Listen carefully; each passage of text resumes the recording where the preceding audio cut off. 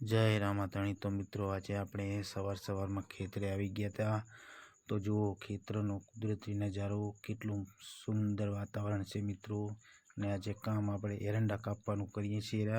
તો જોઈ લો મિત્રો, તમે જોઈ શકો છો એરંડા કાપીએ છીએ, પણ એરંડા બહુ ઊંચા છે અને બહુ કાંટાદાર છે, એટલે એમાં ફરવાની મુશ્કેલી થાય। જોઈ લો, તમે જોઈ શકો છો મિત્રો એરંડા કેવા છે। જુઓ, આપણે આજે કામ એરંડા કાપવાનું કરીએ છીએ, પણ આમાં ફરવું કેવી રીતે તમે કોમેન્ટ કરજો મિત્રો।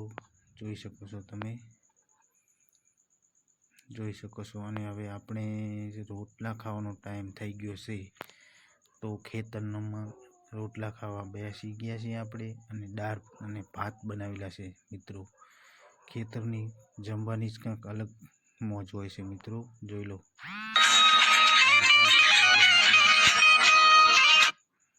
અને હવે સાંજનો સમય થઈ ગયો છે, તો આપણે ઘર જવા માટે નીકળ્યા છીએ। અને આ છે અમારે નદી બનાસ। જોઈ લો મિત્રો, આ બનાસ નદી છે, એમાં અત્યારે પાણી છે, પણ પીવા લાયક પાણી નથી, બહુ જ ખારું પાણી છે મિત્રો।